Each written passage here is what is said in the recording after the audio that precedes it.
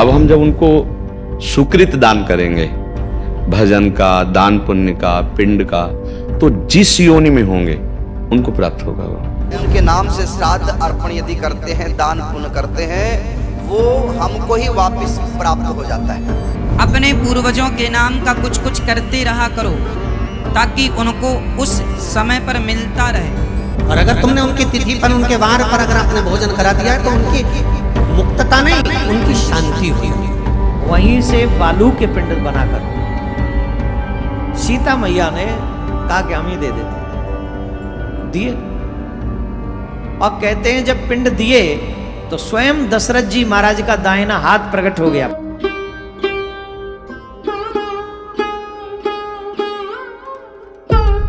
हिंदू धर्म में श्राद्ध क्यों जरूरी है और पहला श्राद्ध किसने किया था? श्रद्धा से श्राद्ध तक एक दिव्य यात्रा।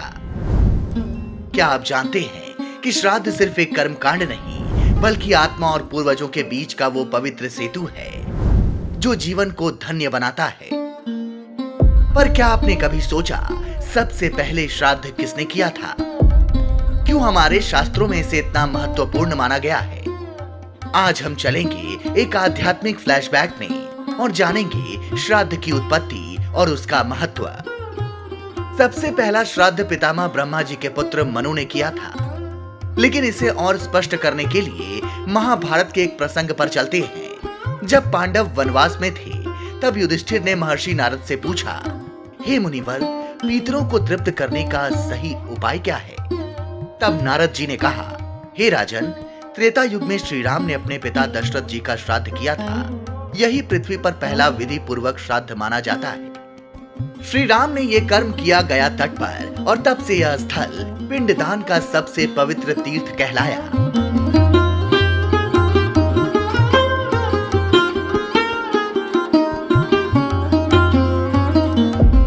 श्राद्ध क्यों जरूरी है?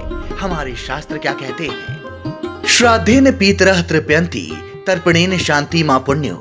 अर्थात श्राद्ध और तर्पण से पीतर संतुष्ट होकर हमें आशीर्वाद देते हैं।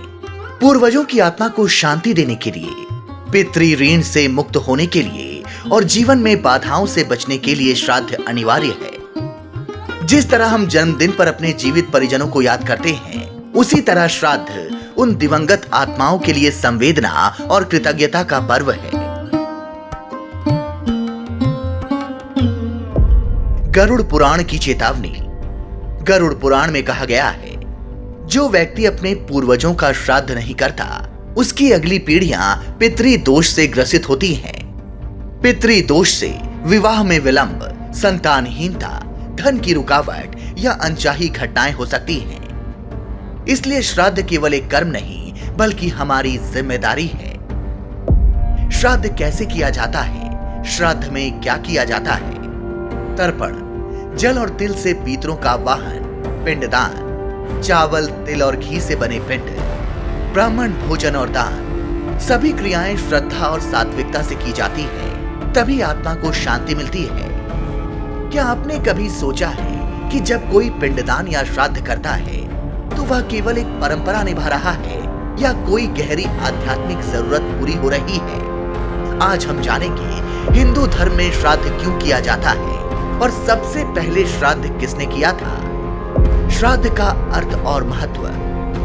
श्राद्ध शब्द श्रद्धा से बना है, यानी आदर और आस्था। हिंदू धर्म में मान्यता है कि जब आत्मा शरीर छोड़ देती है तो वह तुरंत मोक्ष को प्राप्त नहीं करती। उसे अपने कर्मों के अनुसार योनियों में यात्रा करनी पड़ती है। श्राद्ध कर्म के जरिए हम अपने पितरों की आत्मा की शांति के लिए अन्न, जल और मंत्रों के माध्यम से उन्हें सम्मान देते हैं। मान्यता है कि ऐसा करने से पितरों का आशीर्वाद हमें प्राप्त होता है और हमारे जीवन से बाधाएं दूर होती हैं। पुराणों में वर्णन है, राजा भागीरथ के पूर्वजों को मोक्ष दिलाने के लिए उन्होंने गंगा को पृथ्वी पर लाने का कठोर तप किया। तब गंगा अवतरित हुई। तब उनके पितरों को जलांजलि और श्राद्ध के माध्यम से मुक्ति मिली। यह पहला महाश्राद्ध माना जाता है, जहां आत्माओं को गंगा जल और तर्पण के माध्यम से मोक्ष मिला। इसी घटना से प्रेरित होकर हर साल पितृपक्ष में श्राद्ध करने की परंपरा शुरू हुई। आज के समय में श्राद्ध की भूमिका। आज के युग में भी श्राद्ध केवल कर्मकांड नहीं है, यह कृतज्ञता का प्रतीक है। कहा गया है, पितृ देवो भव। पितरों की कृपा से संतान, धन और जीवन में स्थिरता आती है। श्राद्ध के दौरान तर्पण, ब्राह्मण भोजन और दान का विशेष महत्व होता है। जिनके पूर्वजों की पुण्यतिथि ज्ञात नहीं होती, वे अमावस्या या पितृपक्ष में श्राद्ध करते हैं। श्राद्ध केवल अतीत को याद करने की परंपरा नहीं है, यह आत्मा के उत्थान और वर्तमान की शुद्धि का मार्ग है। तो आइए इस पितृपक्ष पर हम सब मिलकर अपने पितरों को श्रद्धा से स्मरण करें, क्योंकि जहां पितरों की संतुष्टि है, वहीं जीवन में सुख और शांति है।